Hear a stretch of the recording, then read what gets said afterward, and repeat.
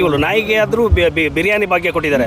ಆದರೆ ಮಡಿವಾಳರಿಗೆ ಇವತ್ತು ಯಾವ ಪರಿಸ್ಥಿತಿ ತಂದಿಟ್ಟಿದ್ದಾರೆ ಅಂತಂದರೆ, ಪರಿಶಿಷ್ಟ ಜಾತಿ ಪರಿಶಿಷ್ಟ ಪಂಗಡ ಎಲ್ಲ ಜಾತಿ ಎಲ್ಲ ಧರ್ಮದ ಕೊಳಕನ್ನು ತೊಳೆಯುವಂಥ ಈ ಸಮಾಜ ಯಾರನ್ನೂ ಕೂಡ ನಾವು ಅಸ್ವಸ್ಥತೆಯಲ್ಲಿ ಇಟ್ಕೊಳ್ಳಲ್ಲ. ನಮ್ಮನ್ನು ಅಕ್ಸಾವನು ಅವನು ಮಡಿವಾಳವನು ಅವನು ಬಟ್ಟೆ ತೊಳೆಯವನು ಅನ್ನುವಂಥ ಅಸ್ವಸ್ಥ ಸ್ಥಿತಿಯಲ್ಲಿ ನಮ್ಮ ಸಮಾಜ ಬದುಕ್ತಾ ಇದೆ.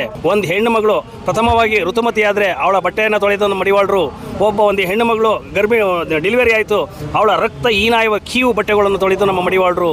1947ರಲ್ಲಿ ನಮಗೆ ಸ್ವತಂತ್ರ ಸಿಕ್ತು ಅನ್ನೋ ಒಂದು ಹೆಮ್ಮೆ ಇದೆ. ಆದರೆ ಈ ಮಡಿವಾಳ ಸಮಾಜಕ್ಕೆ ಯಾವುದೇ ಒಂದು ಸ್ವತಂತ್ರ ಸಿಕ್ಕಿಲ್ಲ. ಇವತ್ತು ಜೀತ ಮುಕ್ತ ಅಂತ ಹೇಳ್ತಾರೆ, ಜೀತ ಮುಕ್ತ ರಾಜ್ಯ, ಜೀತ ಮುಕ್ತ ದೇಶ ಅಂತ ಹೇಳ್ತಾರೆ. ಇವತ್ತು ಕೂಡ ನಮ್ಮ ಸಮಾಜ ಜೀತ ಮಾಡ್ತಾ ಇದೆ, ವರ್ಷಕ್ಕೆ ದವಸ ಧಾನ್ಯಗಳಿಗೆ ದುಡಿತಾ ಇದೆ. ಮಡಿವಾಳ ಹೋರಾಟ ಸಮಿತಿಯ ರಾಜ್ಯ ಅಧ್ಯಕ್ಷರಾದಂಥ ಬಸವರಾಜ್ ಎಚ್ ಡಿ ಕೋಟೆ ಅವರು ಇವತ್ತು ಫ್ರೀಡಂ ಪಾರ್ಕಲ್ಲಿ ನಮಗೆ ಸಿಕ್ಕಿದ್ದಾರೆ. ಅವರು ಹಲವಾರು ಹೋರಾಟಗಳು ಮತ್ತು ಸಮಾಜದಲ್ಲಿ ಯಾವುದೇ ಒಬ್ಬ ವ್ಯಕ್ತಿಗೆ ತೊಂದರೆ ಆದಾಗ ಅವರು ಸಹ ಹೋರಾಟವನ್ನು ಧ್ವನಿಯುತ್ತಾರೆ. ಇವತ್ತು ನಮ್ಮೊಂದಿಗಿದ್ದಾರೆ. ಸರ್ ಬಸವರಾಜ್ ಎಚ್ ಡಿ ಕೋಟೆ, ಇವತ್ತು ಏನು ಕರ್ನಾಟಕ ಸರ್ಕಾರ, ಸಿದ್ದರಾಮಯ್ಯನ ಸರ್ಕಾರ ಪ್ರೊಫೆಸರ್ ಅನ್ನಪೂರ್ಣಮ್ಮ ವರದಿಯನ್ನು ಇಲ್ಲೋ ಒಂದು ಕಸದ ಬುಟ್ಟಿಗೆ ಹಾಕಿದಾರ ಅಂತ ಇವತ್ತು ಎಲ್ಲ ಸಮಾಜದ ಬಂಧುಗಳಿಗೆ ಅನುಮಾನ ಆಗ್ತಾ ಇದೆ.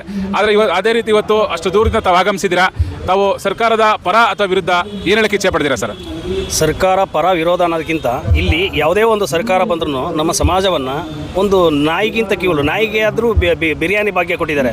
ಆದರೆ ಮಡಿವಾಳರಿಗೆ ಇವತ್ತು ಯಾವ ಪರಿಸ್ಥಿತಿ ತಂದಿಟ್ಟಿದ್ದಾರೆ ಅಂತಂದರೆ, ಮನೆ ಮನೆಗೆ ಹೋಗಿ ಅಲೆಮಾರಿ ಜೀವನ ಇದೆಯಲ್ಲ, ಅಲೆಮಾರಿ ಭಿಕ್ಷೆ ಬೇಡ ತಿಂತಾರಲ್ಲ, ಅದಕ್ಕಿಂತ ಕೀವಲಾಗಿರುವಂಥ ನಮ್ಮ ಸಮಾಜವನ್ನು ಈ ಸ್ಥಿತಿಯಲ್ಲಿದೆ. ಅಂದರೆ 1947ರಲ್ಲಿ ನಮಗೆ ಸ್ವತಂತ್ರ ಸಿಕ್ತು ಅನ್ನೋ ಒಂದು ಹೆಮ್ಮೆ ಇದೆ. ಆದರೆ ಈ ಮಡಿವಾಳ ಸಮಾಜಕ್ಕೆ ಯಾವುದೇ ಒಂದು ಸ್ವತಂತ್ರ ಸಿಕ್ಕಿಲ್ಲ.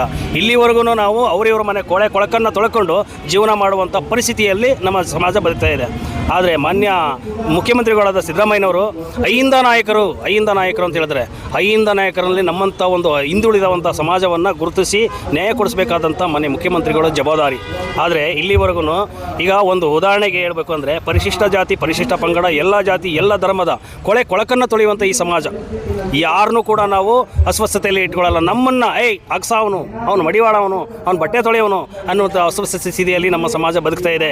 ಇವತ್ತು ಜೀತ ಮುಕ್ತ ಅಂತ ಹೇಳ್ತಾರೆ, ಜೀತ ಮುಕ್ತ ರಾಜ್ಯ, ಜೀತ ಮುಕ್ತ ದೇಶ ಅಂತ ಹೇಳ್ತಾರೆ. ಇವತ್ತು ಕೂಡ ನಮ್ಮ ಸಮಾಜ ಜೀತ ಮಾಡ್ತಾ ಇದೆ, ವರ್ಷಕ್ಕೆ ದವಸ ಧಾನ್ಯಗಳಿಗೆ ದುಡಿತಾ ಇದೆ. ಒಂದು ಹೆಣ್ಣು ಮಗಳು ಪ್ರಥಮವಾಗಿ ಋತುಮತಿ ಆದರೆ ಅವಳ ಬಟ್ಟೆಯನ್ನು ತೊಳೆದ ಮಡಿವಾಳರು, ಒಂದು ಹೆಣ್ಣು ಮಗಳು ಡೆಲಿವರಿ ಆಯಿತು ಅವಳ ರಕ್ತ ಹೀನಾಯುವ ಕೀವು ಬಟ್ಟೆಗಳನ್ನು ತೊಳೆದು ನಮ್ಮ ಮಡಿವಾಳರು. ಇವತ್ತು ಕುಷ್ಠರೋಗಿಗಳು ಬಟ್ಟೆಗಳು ತೊಳೆಯೋದು ನಮ್ಮವರು.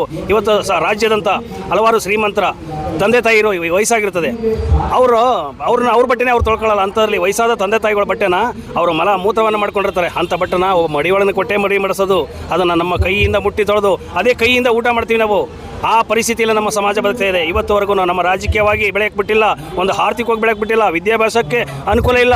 ಈ ಪರಿಸ್ಥಿತಿಯಲ್ಲಿ ನಮ್ಮ ಸಮಾಜ ಬದುಕ್ತಾ ಇರೋದು.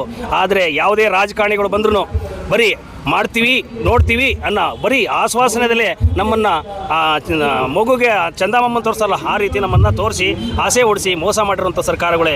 ನಾವು ಕಾಂಗ್ರೆಸ್ಸು BJP JDS ಅಂತಂತಲ್ಲ, ಎಲ್ಲ ಸರ್ಕಾರಗಳು ಇದೇ ಥರ ಮಾಡೋದು. ಅದಕ್ಕಾಗಿ ಮಾನ್ಯ ಮುಖ್ಯಮಂತ್ರಿಗಳು ಇದು ಆರಂಭ ಅಷ್ಟೇ, ಅಂತ್ಯವಲ್ಲ.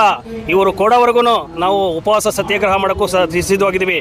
ಬೇಕು ಅಂದರೆ ನಮ್ಮ ಜೀವ ಬೇಕಾ ಕೊಡೋಕ್ಕೆ ನಾವು ರೆಡಿಯಾಗಿದ್ದೀವಿ. ವಿಷ ಕುಡಿದು ಬಿಡೋಕೆ ಜೀವ ಬಿಡೋಕಿದ್ದೀವಿ. ಆದರೆ ನಮ್ಮ ಮುಂದಿನ ಪೀಳಿಗೆ, ನಮ್ಮ ಮಕ್ಕಳಿಗೆ, ಭವಿಷ್ಯಕ್ಕೆ ಈ ಒಂದು ಮೀಸಲಾತಿ ಬೇಕೇ ಬೇಕು. ಯಾವುದೇ ಕಾರಣಕ್ಕೂ ಈ ಮೀಸಲಾತಿ ಕೊಡದಂತೆ ನಾವು ಯಾವುದೇ ಕಾರಣಕ್ಕೂ ಇದು ಬಿಡೋದಿಲ್ಲ. ಇನ್ನೊಂದು, ಈ ಧರಣಿಗೆ ಮಾನ್ಯ ಮುಖ್ಯಮಂತ್ರಿಗಳಾದ್ರೆ ಅವರೇ ಖುದ್ದಾಗಿ ಬಂದು ನಮ್ಮ ಮನವಿಯನ್ನು ಸ್ವೀಕರಿಸಬೇಕು. ಬೇರೆ ಯಾರೋ ಅವ್ರನ್ನ ಕಳಿಸ್ಬಿಟ್ಟು ನಾವು ನಮ್ಮ ಮನವಿಯನ್ನು ತಗೊಂಡೋಗಿ ಕಸದ ಬುಟ್ಟಿಗೆ ಇಟ್ಬಿಡೋದಲ್ಲ. ಮಾನ್ಯ ಮುಖ್ಯಮಂತ್ರಿಗಳೇ ಬಂದು ನಮ್ಮ ಮನವಿಯನ್ನು ಸ್ವೀಕರಿಸಿ ಅವರು ನಾವು ನಮಗೆ ಇದು ಕೊಡಬೇಕು, ಇಷ್ಟು ದಿನ ಅಂತ ಗಡುವು ಕೊಡಬೇಕು. ನಮಗೆ ಒಂದು ವಾರನೋ 10 ದಿವಸನೋ 15 ದಿವಸದೊಳಗಡೆ ನಿಮ್ಮ ಈ ಒಂದು ಅನ್ನಪೂರ್ಣಮ್ಮ ವರದಿಯನ್ನು ನಾವು ಶಿಫಾರಸು ಮಾಡ್ತೀವಿ ಅಂತ ಮಾತು ಕೊಡಬೇಕು. ಇಲ್ಲ ಅಲ್ಲಿ ಗಂಟು ಬಿಡೋದಿಲ್ಲ ನಾವು.